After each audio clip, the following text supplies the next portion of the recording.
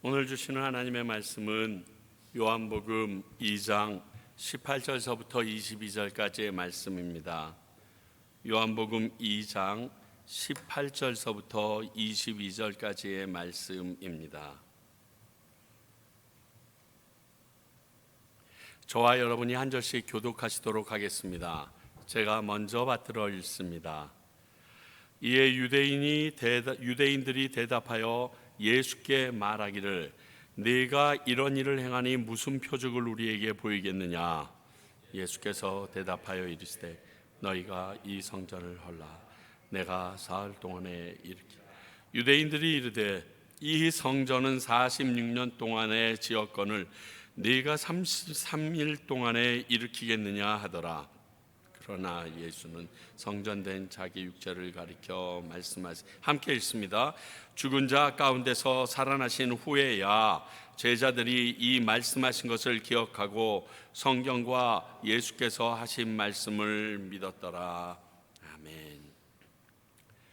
우리는 지난주에 성전에서 동물들, 즉 제물들을 위한 동물들을 파는 자들과 동전 바꾸는 자들의 상을 뒤집어 엎으시며 내어 쫓으시고 아버지의 집을 장사하는 집으로 만들지 말라고 하셨던 그 예수님의 행동에 대하여 오늘 유대인들, 이 유대인들이라고 하는 것은 당시 성전 안의 유력자들, 제사장이나 그리고 그 대제사장, 그리고 바리새인, 사두개인 같은 이들을 이야기합니다. 이 유대인들이 너가 무슨 권위로 이런 일을 행동하느냐라고 표적을 구합니다. 야, 네가 이 정도 난리를 친다고 그러면 무슨 문서를 갖고 있냐? 암행어사냐? 네가 이런 일을 행할 수 있는 권위가 있느냐? 하늘로부터 이러한 능력을 받았느냐? 그러면 하늘로부터 받았다라고 얘기할 수 있는 표적을 좀 보여달라, 이렇게 요청합니다. 이런 자들에게 내가 너희들이 성전을 헐면 사흘 동안에 다시 일으킨다라고 말하면서 예수님의 부활을 암시하시는 말씀을 하시면서 대답하십니다. 다소 이해하기 어려운 예수님의 말씀에 의문을 표하는 유대인들처럼 제자들 역시 예수님이 부활하신 이후에나 이 말씀하신 의도를 깨달았다라고 마지막 절에 이야기하면서 오늘은 저희들은 이 말씀을 제대로 이해하고 있는가 함께 좀 살펴보길 원합니다. 18절 보니까 표적을 구하는 유대인들의 모습이 나옵니다. 자신들의 잘못을 돌아보기보다는 권위를 보여주면 순복하겠다. 네가 우리보다 더 큰 권위가 있으면 내가 뭐 할 수 없지. 그런데 그게 없는 네가 감히 내가 하는 일을 방해해. 이런 뉘앙스가 있습니다. 자, 사랑하는 성도 여러분, 보여지면 권위를 상징하는 능력인가요? 안 보여지면 권위가 없는 건가요? 대통령이 삐까번쩍한 방탄차를 타고 다녀야지만 대통령인가요? 지하철 타고 다니면 대통령이 대통령으로 인정을 못 받나요? 참 아이러니한 것 같아요.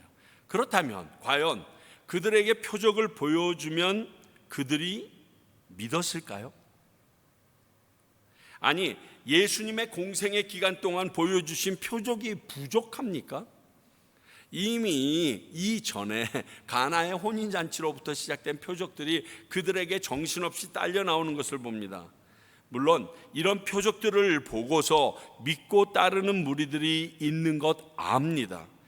그러나 이 표적이 사람을 믿는데 그 사람이 한 이야기라 그 사람이 한 행동에 대하여 인정하는 절대적인 것은 아니라는 것입니다.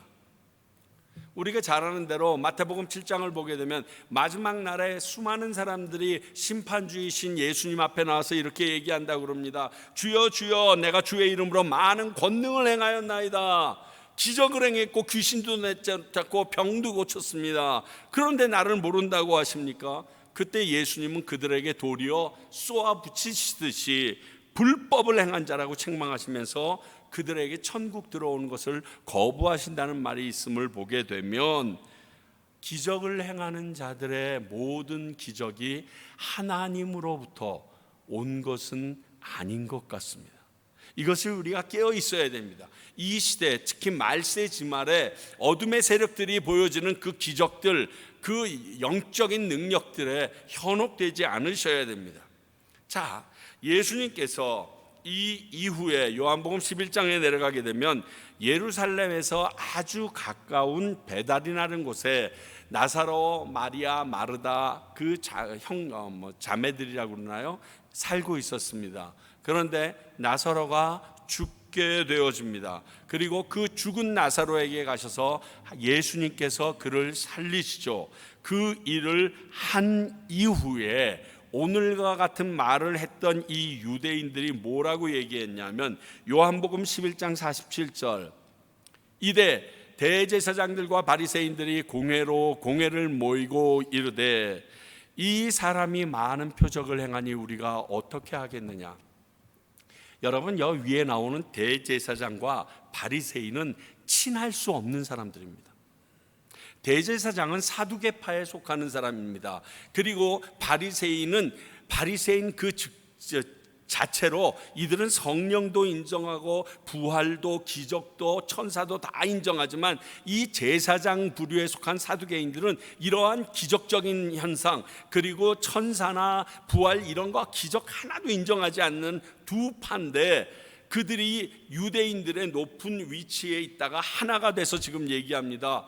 이 사람이, 즉 예수님이 많은 표적을 행하니 죽었던 나사로까지 냄새나는 썩은 내 나는 그 사람까지도 살려냈으니 이제 우리가 어떻게 하겠느냐. 표적을 보이라고 해서 표적을 보여줬는데 이제 이 일을 우리가 어찌하면 좋겠느냐라고 고민하다가 결론 11장 53절, 이날부터 그들이 예수를 죽이려고 모의하니라. 죽여버리면 되겠구나.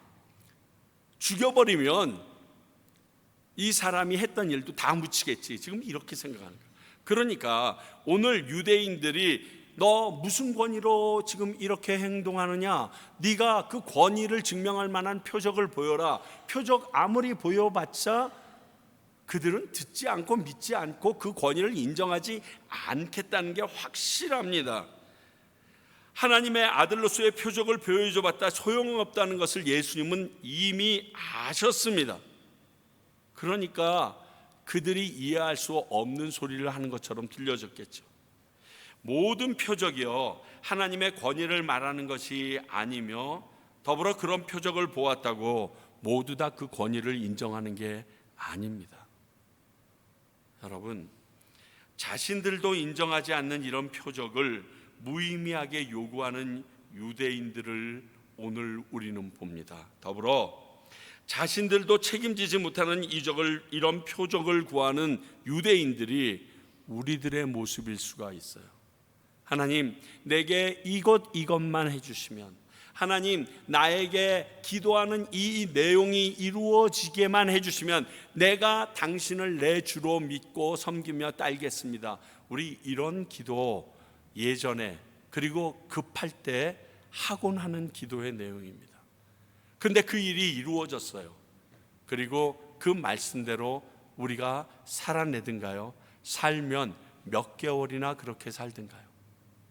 물론 그러한 놀라운 역사가 있어서 그 사람이 죽을 때까지 그 하나님을 나의 주인으로 믿고 따르는 사람들도 물론 계십니다. 그러나 많은 사람들이 그때뿐이지 그 이상으로 그 믿음의 마음이 지속되지 않습니다. 그런데 이들은 표적을 요구합니다. 그리고 그 표적을 보여주면 내가 해보겠다라고 얘기합니다. 예수님은 아십니다. 택도 없는 소리. 내가 표적을 적게 보여줬니? 보여줄수록 너희들 앞에 걸림돌이 나일 텐데. 예수님께서 19절 이렇게 대답하십니다. 예수님의 대답이 나옵니다. 이에 예수께서 너희가 성전을 헐라 사흘 만에 내가 다시 세우리라. 저는 이 말씀을 묵상하다가 너희가 이 성전을 헐라라는 이 말씀이 이 예언이신가라는 생각이 들어요. 자, 예수님의 뒤에 내용을 보시면 알겠지만 예수님이 성전인 것을 지금 얘기하면서 나중에 이 말씀을 하신 거거든요.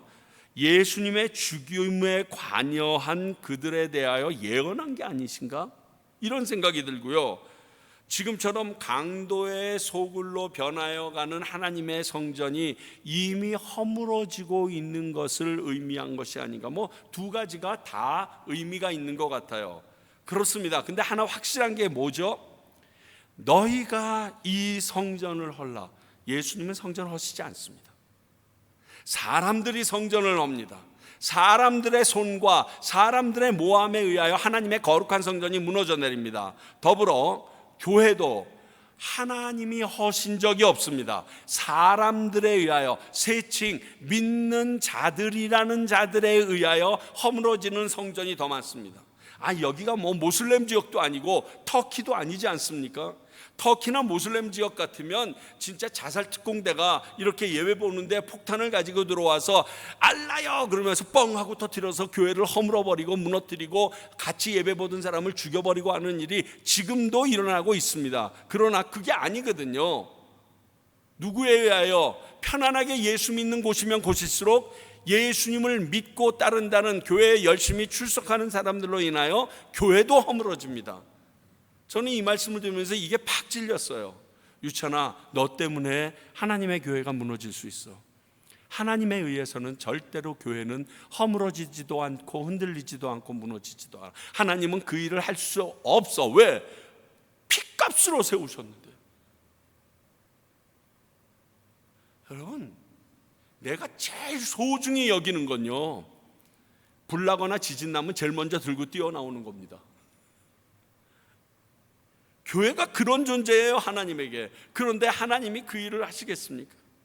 예수님은 성전도 지금의 그의 피로 사신 교회도 세우시는 분입니다.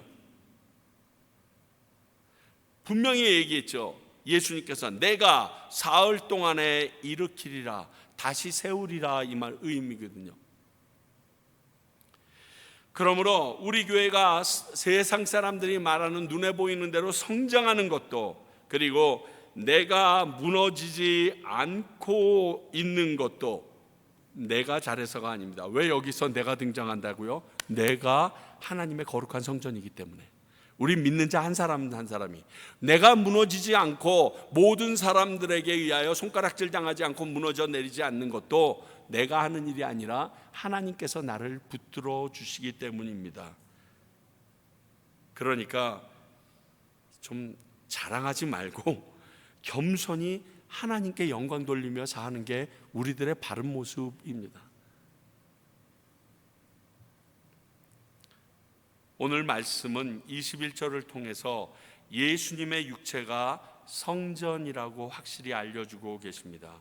그러므로 우리 교회의 머리가 예수님이시라면 우리 교회는 당연히 하나님의 성전이 됩니다. 물론 지난주에 말씀드린 것처럼 성전의 시대는 지금은 사라졌습니다. 그러나 예수 그리스도가 성전인 것은 오늘 신약 성경인 요한복음에서 말씀해 주신 것이고, 사도 바울을 통하여 우리가 교회이며 우리가 하나님의 거룩한 성령이 임하시는 성전이라고 말했기 때문에 우리가 진정한 하나님의 성전이 되기 위해서는 우리가 모이는 이 모임의 이 교회가 거룩한 하나님의 성전이라고 인정받기 위해서는 머리가 예수 그리스도이시면 이곳도 하나님의 성전이라고 일컬음 받는 게 잘못된 일이 아니라는 것입니다. 그래서 바울 사도는 우리가 교회이며 우리의 몸이 거룩한 성전이라고 말씀하신 것입니다. 그러므로 교회가 성전이라고 말할 수 있는 것은 내 머리, 그러니까 나의 주인, 우리 교회의 머리가 예수 그리스도이실 때 한해서입니다. 나의 삶이나 나의 모든 행동의 우선권이 예수 그리스도가 아니며 우리 교회의 모든 결정과 생각과 행동이 예수 그리스도를 중심으로 움직여지지 않는다 그러면 그 교회는 하나님의 거룩한 성전은 될 수가 없는 겁니다. 이 논리에 의하여.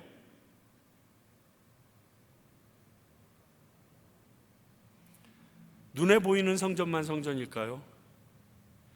유대인들이 오늘 20절처럼 야 지금 46년 동안 짓고 있는 이 성전 아직도 완성 안 되거든요. AD 64년쯤에 완성되고 짝 7년 뒤에 로마에 의하여 완전히 파괴돼 버리는 그 성전이지만 아직도 계속 지어져 가고 있는 성전이거든요.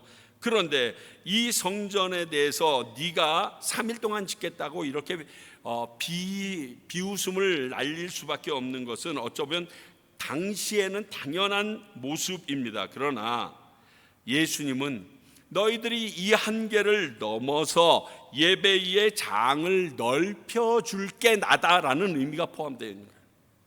너희들이 나를 믿음으로 말미암아 너희들이 나와 함께 있는 곳이라면, 임마누엘 되신 나와 함께 있는 곳이라면 그곳은 너희들이 거룩한 성전으로 바꿀 수 있도록 내가 바꿔줄 그 하나님의 아들이다라는 이야기가 여기에 포함되어 있는 내용입니다. 예수님은 그런 의미로 얘기하십니다. 야 너희들이 아무리 난리치지만 이 외에 다른 공간복음에서도 그렇게 얘기하죠. 표적, 요나의 표적밖에 보여줄 게 없다고 얘기합니다. 요나의 표적이 뭡니까? 물고기 뱃속에 3일 뒤에 나와서 그가 복음을 선포하시는 내용인데 똑같아요. 내가 똑같다. 3일 뒤에 다시 일어나는 이거밖에 없다. 이 표적이 너희들에게 따를 것이다. 그것에 대하여 대답을 하십니다. 그런데 우리가 조금 전에 말씀드린 것처럼 이 예수님의 말씀을 깨닫는 게 쉽지가 않아요. 정말 어렵습니다. 예수님이 자신은 하늘로부터 내려온 떡이다라고 이제 요한복음에 나가요. 에고 에이미 그러면서 이제 나는 누구이다라는 얘기를 할 때 나는 하늘로부터 내려온 생명의 떡이다. 만나 얘기하시다가 그 얘기를 하십니다. 이 얘기를 쭉 들었던 제자들이 요한복음 6장 60절에서 이렇게 말합니다. 제자 중 여럿이 듣고 말하되 이 말씀은 어렵도다. 누가 들을 수 있으랴. 여러분 하나님의 말씀, 성경 말씀 여러분들이 읽으면서 이해 못하는 거 두려워하거나 떨지 마세요. 예수님과 직접 만나서 동고동락했던 인생들도 못 알아들어요. 이들이 똑똑하지 못해서가 아닌 게 곧 나타납니다. 그래가지고 이러한 말을 했던 인생들이 6장 66절에서 이렇게 말합니다. 그때부터 그의 제자 중에서 많은 사람이 떠나가고 다시 그와 함께 다니지 아니하였더라. 깨달은 다음에 다시 왔더라 이러지 않았어요. 성경은 아예 떠나버리고 다시 예수님에게 가까이 오지 않습니다. 만약 예수님께서 이해가 되어지게 그리고 그 말씀을 딱 들으면 감동이 있게 얘기하셨다고 그러면 아마 이런 일은 없었을 거예요. 근데 예수님의 말씀을 들으면 들을수록 이해가 안 돼요. 여러분 우리도 가끔 성경을 읽다 보면 이해가 힘들지 않습니까? 하나님의 말씀이 지금 세상에 실현 불가능한 것 같은 일을 명령하시는 것을 볼 때는 답답하기까지 합니다.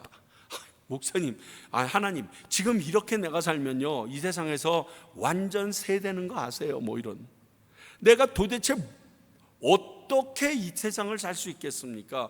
저들의 멸시와 그 손가락질에서 저 못 삽니다. 지금 세대를 모르는 말씀 같아요 라고 답답하게 느낄 때의 말이 얼마나 많습니까? 그런데 오늘 22절에서 이런 예수님의 말씀을 깨달을 수 있는 방법을 엿보게 해주십니다. 22절 보세요. 죽은 자 가운데서 살아나신 후에야 제자들이 이 말씀하신 것을 기억하고 성경과 예수께서 하신 말씀을 믿었더라. 먼저 예수님의 부활을 믿는 자는 깨달을 수 있다라고 얘기합니다. 죽은 자 가운데서 살아나신 후, 그러니까 죽은 것도 믿으셨고 다시 살아나신 부활도 믿었다라는 이야기합니다. 이 믿은 자들은 오늘의 이 말씀의 의미를 깨달을 수 있었다는 겁니다. 자, 그러면 이 말은 달로 말로 인하여 예수님께서 우리를 위하여 이 땅에 오신 구세주이며 그리스도이심을 믿게 된 사람이라는 의미인데 어떻게 그들은 믿게 되었는가? 고린도전서 12장 3절은 이렇게 말합니다. 그러므로 내가 너희에게 알리노니 하나님의 영으로 말하는 자는 누구든지 예수를 저주할 자라 하지 아니하고 또 성령으로 아니하고는 누구든지 예수를 주시라 할 수 없느니라. 뒤집을게요. 성령으로 아니하고서는 예수님을 나의 주인이라고 말할 수 없게 되고, 하나님의 영으로 말하는 자가 아니면 예수님이 나의 구세주라고 말할 수 없게 된다. 다시 말하여 내가 예수님이 나를 위하여 십자가에 달려 진짜 죽으셨고 우리를 위하여 다시 부활하신 그분이라고 믿게 되는 것은 성령님으로 말미암지 않고는 믿어지지 않게 하셨다. 이게 하나님의 열쇠의 첫 번째입니다. 그러니까 우리의 믿음이, 여러분들은 아무 생각 없이 내가 교회 나오고 나 예수님 믿습니다, 예수님이 나의 구세주인 것 같습니다 하고 막 녹음기 틀어놨듯이 자동으로 나오는 것 같지만, 그게 성령님이 이미 여러분들을 치고 들어갔고 여러분들 안에서 역사한 흔적이라는 것이에요. 오늘 말씀이 그걸 얘기해 줍니다. 자, 이 조건, 하나님의, 예수님의 이 선문답 같은, 그래서 많은 제자들조차 그와 함께 자리하지 못하고 떠나서 다시 돌아오지 못했던 그 예수님의 어려운 이 가르침이 성령님께서 그들 안에 그 예수님을 믿게 하신 이후에는 해결이 된다는 거예요. 그러니까 우리가 하나님의 말씀을 읽으면서 하나님의 말씀이 내 안에서 역사하시고 그 말씀이 믿어지고 깨달아지고, 그 깨닫는 폭이 오늘은 하나였는데 똑같은 말씀을 다시 읽었는데 그 다음 날은 또 다른 것으로, 그 다음 해에는 또 다른 것으로, 읽으면 읽을수록 새로운 것으로 우리에게 다가올 수 있는 능력은 성령님께서 내게서 역사하시고 조명해 주셔야지만 가능하다는 거예요. 그 설교 준비할 때 제일 힘든 게 뭐냐면요, 하나님 보여주세요. 성령님, 제가 이 말씀을 제발 볼 수 있게 해달라고, 당신이 말씀하시고 가리키실 의도를 내가 깨달아 볼 수 있게 해주시고, 또 하나 저 같은 경우는 플러스 되는 게, 지금을 살고 과테말라에서 살고 있는 우리 교인들에게 왜 필요한지 그 부분을 나눌 수 있게 해달라고. 이게 기도 제목이에요. 그리고 더 웃긴 건 뭔지 아세요? 이렇게 여러분들에게 설교 다 하고 나서요, 저는 무슨 내용을 설교했는지 다 적었는지 잘 몰라요. 그래서 아주 웃기게 제가 제 설교를 들으면서 맞아. 저 되게 웃기죠. 진짜 제정신이 아닌 것 같아요. 어떨 때는 어떻게 내가 이 말씀을 생각해냈지? 이건 내가 생각한 게 아니구나. 그러니까요, 저는 약간 치매기가 있나 봐요. 그분이 오셔서 싹 정리하고 나면 그 기간 동안에 내가 생각하고 썼던 설교의 내용을 잊어버리는, 아니 내가 쓴 게 아니니까 모르는가 봐요. 자뻑은 아닙니다. 죄송합니다만 자뻑은 아니고요. 이 일이 성령의 도우심이 아니면 불가능하다는 것을 말하고 있습니다. 그래서 성령을 경험해야 가능합니다. 예수님이 이렇게 말씀하신 것이 기억나게 하고 성경과 그 말씀이 믿게 되는 모든 과정 가운데 하나님의 영, 성령이 자리하고 있다고 성경은 말합니다. 요한복음 14장 26절, 보혜사 곧 아버지께서 내 입으로 보내실 성령, 그가 너희에게 모든 것을 가르치고 내가 너희에게 말한 모든 것을 생각나게 하리라. 말씀을 준비하다 보게 되면 이런 말씀이 기억이 나서 여러분들에게 내가 생각하고 내 의견을 전하는 게 아니라 성경에 예수님이 하나님께서 하셨던 말씀을 여러분들에게 전합니다 하고 이 말씀이 기억나게 하는 것이 성령님이라는 거예요. 저는 그거 100% 믿습니다. 왜? 죄송합니다. 제 머리는 그거 할 수가 없는 머리예요. 남들처럼 성경을 천독하고 백독한 것도 아니고, 그리고 말씀을 너무 꿀송이처럼 달아가지고 매일매일 읽는 그러한 목사도 되지 못합니다. 옆에 있는 사람들이 보면 어떻게 저렇게 말씀을 깊이 묵상도 안 하고 성경도 잘 안 보면서 저렇게 설교할 수 있는지 몰라 라고 희한하게 느낄 정도인데, 전 성령님께서 일하시면 그 일이 가능한 것을 저는 압니다. 사람의 지혜로는 하나님의 말씀이 딱 적한 그 시간에 기억나는 것도 불가능합니다. 그런데 하나님이 아시면 이게 가능합니다. 하나님께서 가르친 모든 것이 갑자기 막 그 순간에 떠오르고요, 그리고 그 말씀하신 것이 이때 쓰라고 이 말씀을 주셨구나라고 느껴져요. 이렇게 보혜사 성령님이 나를 가르치시고 기억나게 해주셔야 하나님의 말씀이, 예수님의 말씀이 깨달아지고 믿어지게 된다라고 분명히 말씀했어요. 성령님으로 말미암지 않고는 안 돼요. 그래서 사도 바울은 다음과 같이 말합니다. 고린도전서 1장 26절, 형제들아 너희를 부르심을 보라. 육체를 따라 지혜로운 자가 많지 아니하며 능한 자가 많지 아니하며 문벌 좋은 자가 많지 아니하도다. 이거는 당시에 초대교회에 참여하고 있는 사람들에 대하여 좀 적나라하게 표현하신 사도 바울의 모습입니다. 뭐냐? 너희들 보니까 스펙도 없고 똑똑하지도 않고 사람들이 네가 괜찮다라고 느끼면서 쫓아오는 사람도 없는 그냥 찌질찌질한 그 정도인데, 너희들이 예수 믿는 것을 보면 너희들 신기하지 않냐?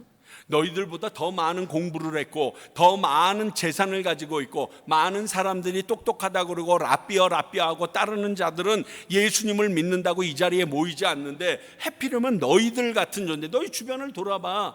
완전히 코흘리게 찌질이들이지. 그런데 하나님께서 너희를 쓰셔서 지혜로운 자를 창피하게 만드신다니까. 그래서 너희들이 있는 거야. 그 얘기를 해주시는 것입니다. 이게 어디에서부터 났기 때문에? 성령으로부터 났기 때문에 가능한 거예요.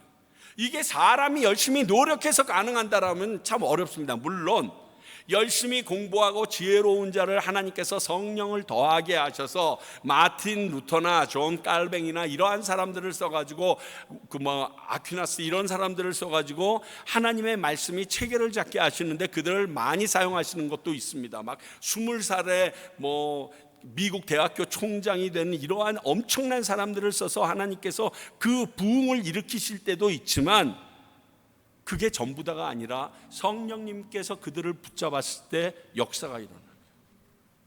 그러니까 교회에서 부목사로 있을 때 서로 부목사끼리 사실 살짝 견제가 들어가거든요. 야, 내가 부목사로서 내 위치가 이 교회에서 어느 정도 될까? 이런 견제하려고 하는 마음이 있는데, 상대방이 학식이 똑똑하거나 박사거나 막 미국에서 뭐 받고 왔고 난리 뻑적하는 애들이 딱 들어오게 되면요, 정말 와커가 확 죽어버립니다. 이건 지겠구나. 내가 한옥 목사님 처음 보고서 나이는 어린데 살벌하게 똑똑한 거예요. 옆자리에 바로 앉았는데 내가 물어보는 것을 질문하지 못하시는 것이 없으시다고 되어 있다. 내가 깜짝 놀라요. 거기다가 미국에서 그 어릴 때부터 살았는데 한국말을 너무 잘해. 너무너무 화가 나는데, 지금 아니고 그 당시 때 소망이 있었어요. 이 사람이 성령을 아직 모르는 것 같아. 너무 행복해. 이 목사인데 아직 성령에 대해서 깊이 체험하지 못한 것 같은 거예요. 얼마나 행복한지 몰라요. 그런데 뒤에 막 여러 가지 역경과 어려움이 통과되면서 성령을 체험하고 나니까 영원히 이룰 수 없는 자리에 올라가더라고요. 여러분, 그것이에요. 우리에게 성령이 오지 않으시면 하나님의 말씀을 단 한 줄도 이해하는데 어렵습니다. 넘어가기가 어려워요. 자, 이렇게 생각해 봅시다. 창세기 1장 1절, 태초에 하나님이 천지를 창조하시니라. 이것만 믿으면 성경에서는 믿어지지 않을 말씀이 없습니다. 그렇지 않아요? 없는 것을 만들어내실 분인데, 하나님께서 아담 하와 이후에 가인과 아벨 뒤에 셋이 있는데 가인이 지나가다가 다른 사람에게 맞아 죽느냐, 그거야 하나님께서 만들어 놓고 싶으면 창조주인데 쫙 만들어 내면 끝나지. 그것을 우리가 왜 염려를 해? 성경에 모든 것을 다 적을 수 있어? 위인전기에도 다 못 적는데 그거 그렇게 하셨겠지 하고 믿으면 끝나는데, 이게 걸림돌이 되면 그거 가지고서 끙끙거리고 창세기 2장을 못 넘어가거든요. 근데 그 믿어지는 게 공부 많이 해서 믿어지지가 않아요. 좀 역설스럽지만 많이 공부할수록 더 믿기가 어려워요.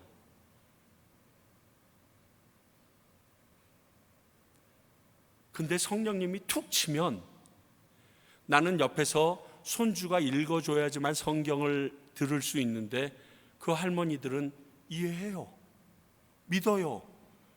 그리고 손주가 떠뜬거리고 읽어주는 그 예수 그리스도의 십자가 사건을 들으면서 무릎 꿇고 회개하고 펑펑 쓰러져요. 이것을 얘기하고 계십니다. 왜냐하면 로마서 8장 26절은 이렇게 우리에게 말합니다. 이와 같이 성령도 우리의 연약함을 도우시나니.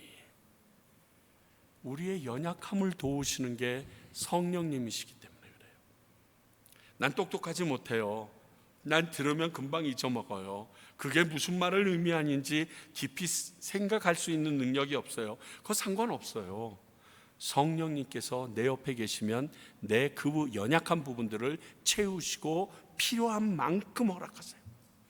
아무리 예수님에게 직접 말씀을 듣고 그분의 기적을 직접 보고 그분과 수년 동안 동거동락해도 깨닫기 어려운 것들이 성령님으로 인해서 기억나고 믿어지게 된다라고 말씀하신 게 22절의 말씀입니다.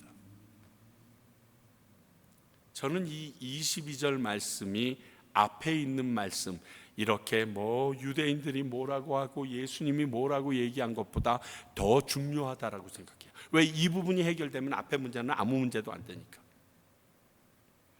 이 상에서 살펴보신 것 같이 우리가 지금을 살면서 예수님을 믿는 자로서 성령은 꼭 필요한 분이십니다. 그리고 그분을 대처할 존재는 없습니다. 이걸 우리가 아셔야 됩니다. 그렇다면 어떻게 해야 될까요? 성령 받아야죠. 성령 달라고 구해야죠. 그래서 예수님은 성령 받음에 대해서도 분명히 누가복음 11장 13절을 통해서 말씀하셨습니다. 너희가 악할지라도 좋은 것을 자식에게 줄 줄 알거든 하물며 너희 하늘 아버지께서 구하는 자들에게 성령을 주시지 않겠느냐. 달라고 하시면 주시겠다는 거예요. 저 교회에 있을 때 우리 애들 있잖아요. 끌라리따든 우리 이든이든 조이만 해도 얘네들 벌써 큰 애들 같아. 얘네들이 와가지고 목사님 뭐 좀 주세요. 마실 물 좀 주세요. 그러면요 제가 부엌까지 뛰어가서라도 물 갖다 줘요. 걔네들 그거 못 찾아가거든요. 근데 그걸 해주고 싶은 마음이 저에게 아주 충만해요. 그 얘기예요. 내가 성령이 있어야 당신을 제대로 믿겠습니다. 내가 성령이 있어야 당신이 말씀하신 것을 깨달아 살 수 있겠습니다 라고 하나님 앞에 구하면 하나님은 주시겠다라고 약속을 하셨어요. 누구로 인하여? 예수님으로 인하여 확인시켜 주셨어요. 여러분 오해하는 부분들이 잠깐 있는데 찬양곡들을 보면 성령이여 임하소서 주님의 성령을 부어주소서 그게 성령한테 성령님 나에게 오라고 명령하는 게 아니에요. 그렇게 착각하시고 부르시지 마세요. 성령님이 여러분들의 무슨 핫바지인 줄 아세요? 오래면 오고 가면 아니에요. 그 말은 왜 그렇게 가사를 달았냐면 성령님 우리 지금 당신이 필요합니다라는 간구를 얘기하는 거예요. 그 마음으로 찬양하시면 돼요. 누가 그러더라고요. 성령님을 오소서 그래서 성령이여 임하소서 그랬다고 그렇게 성령님에게 무례하냐고. 그건 진짜 돌대가리 같은 해석이에요. 아니에요. 성령님이여 나에게 와주십시오. 왜? 아까 그 말씀을 의지해서 내가 성령님에게 성령님이 임하실 것을 간절히 구하면 주시겠다는 약속을 믿고 주야 임하소서 임하소서. 왜? 성령님이 없으면 나 예수를 못 믿으니까. 성령님이 없으면 하나님의 말씀을 깨달을 수 없으니까. 성령님이 오시지 않으면 하나님께서 내게 이미 해주셨던 그 수많은 말씀, 내가 들었던 그 많은 성경 말씀, 설교 말씀 중에 깨달아서 기억나게 되는 게 없을 것을 아니까. 그래서 성령님 달라고 하는 거예요. 그 마음으로 기도하세요. 그 마음으로 찬양하세요. 그건 바른 거예요. 예수님께서 우리에게 가르쳐 주신 방법이에요. 성령 달라고 구해라. 내가 주시겠다. 곡조 달린 기도가 찬양이라. 그래서 기도하는 거예요. 그러므로 나의 연약함을 탓하고 있지 마시고 이런 우리를 도우시는 성령님을 하나님께 간절히 구하셔야 합니다. 그러면 예수님을 믿고 살아날 능력을 주십니다. 여러분, 성령님 달라고 하세요. 내가 꼭 이렇게 말씀드리니까 거지 왕초가 생각나는데, 그래요? 상관없어요. 성령님을 구하는데 그건 무슨 상관이 있습니까? 그분이 오시면 해결될 일이 너무 많아요. 내가 지금 예수님을 열심히 믿고 예수님에게 헌신 봉사하는에도 불구하고 이렇게 어려움을 겪고 있고, 이 나라가, 이 땅이 이러한 어려움 가운데 그냥 두시는 이유 다 깨닫게 하세요. 그게 성경의 능력이에요. 왜 그것을 놓고 우리가 가슴 아파하고 그리고 막 싸우고 다투고 하냐면요, 그 하나님의 뜻을 깨닫지 못해서 그래요.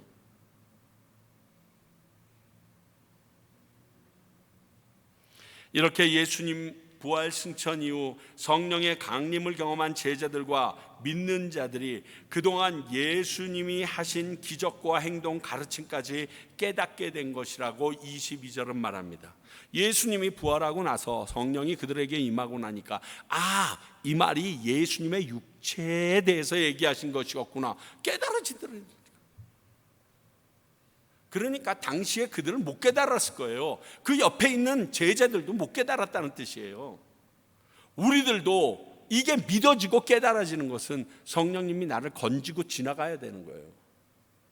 내게 역사하셔야 되는 거예요. 우리도 예수님을 믿는 자로서 역동성을 얻으려면 성령님을 경험하셔야만 합니다. 그리고 하나 우려의 말씀드리면, 성령 이꼬르 신비 이렇게는 생각하지 마십시오. 그렇게 보여질 수는 있습니다. 그렇지만 바른 것이 아닙니다. 성령님도 하나님의 한 위격이십니다. 성부, 성자, 성령 한 위격이에요. 근데 하나님의 위격 중에, 성품 중에 가장 중요한 게 인격적이세요. 굉장히 인격적이세요. 왜?